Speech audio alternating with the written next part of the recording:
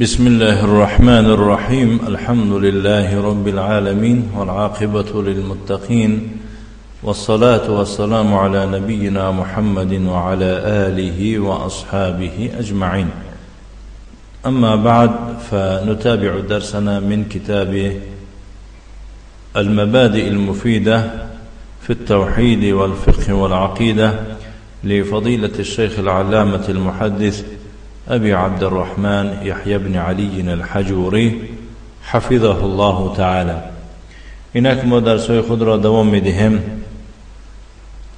از کتاب المبادئ المفيدة في التوحيد والفقه والعقيدة، یعنی سرآغاز مفید آیدی توحید و فقه و عقیده از آن شیخ علامه محدث ابو عبد الرحمن یحیی ابن علی حجوری، الله سبحانه و تعالی این کس را محافظت کند.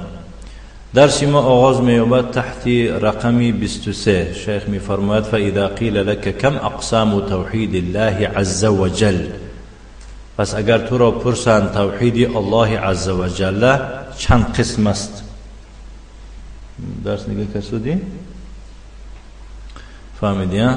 پس اگر تو را پرسند توحید الله عز وجل چند قسم است، فقل ثلاثه اقسام، پس در جواب چنین بگو سه قسم است. توحید الربوبیه، توحید ربوبیه میگویند.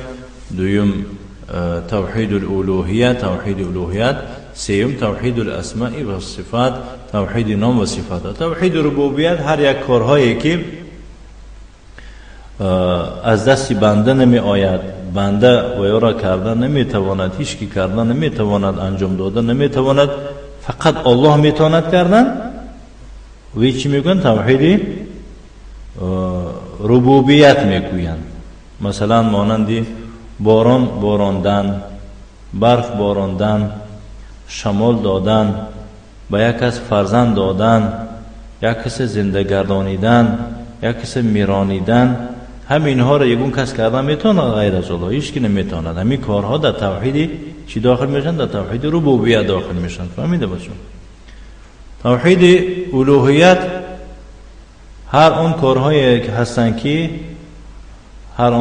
هستند که الله گفتگی است بنده هاشو که همین کارها را کنید. الله گفته است که همین کارها را کنید. مثلا نماز خواندن، روزه داشتن، طلب علم کردن، فهمیده؟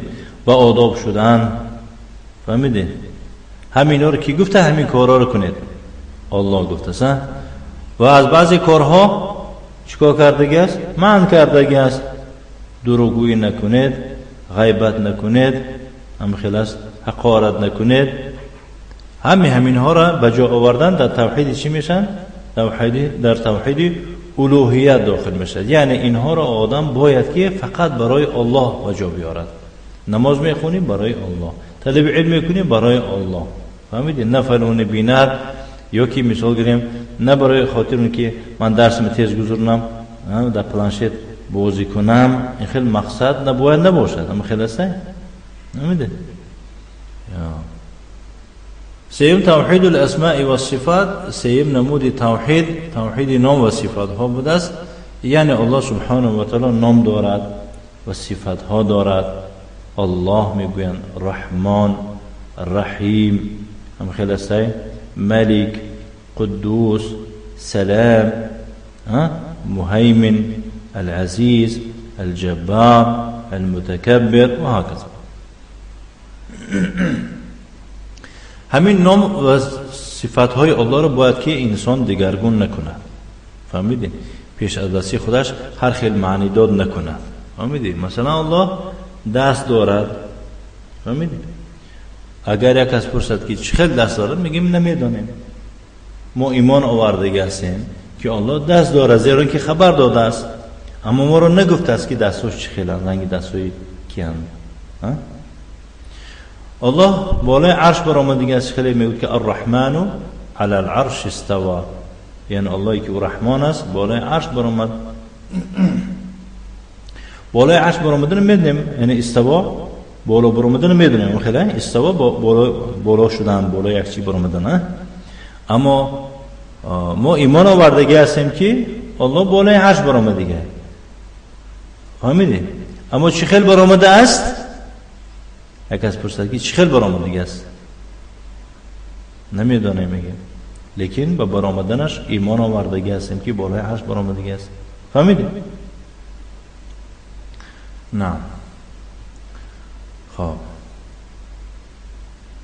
درس نگاه کن. و دلیل قول الله تعالی، و دلیل سخن الله تعالی است بسم الله الرحمن الرحیم، به نام های الله الرحمن و الرحیم. و قوله تعالی، و سخن او تعالی است رب السماوات والارض وما بينهما فاعبده واصطبر لعبادته هل تعلم له سمیا.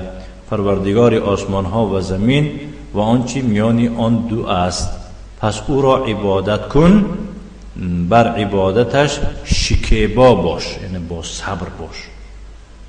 آیا برای او همنام میشناسی، یا یک کسی میشناسی که نام وی به نام الله موافقت کند، برابر باشد یا خیر باشد؟ نیست. سوره مریم آیه 65. شیخ میفرماید در آخر فهاتان الآیتان فیها انواع التوحید الثلاثه. در این دو آیه ذکر کردگی سه نمود توحید آمدگی است، هم توحید ربوبیت آمدگی است و هم نام و هم صفات ها. هم خلاص. يقول الشيخ حفظه الله تعالى فإذا قيل لك كم أقسام توحيد الله عز وجل فقل 3 أقسام: توحيد الربوبية، توحيد الألوهية، وتوحيد الأسماء والصفات. ودليل قول الله تعالى بسم الله الرحمن الرحيم، وقوله تعالى رب السماوات والأرض وما بينهما فاعبده واصطبر لعبادته هل تعلم له سميا. نكتفي. صلى الله وسلم على نبينا محمد وعلى آله وأصحابه وسلم تسليما مزيدا، والحمد لله رب العالمين.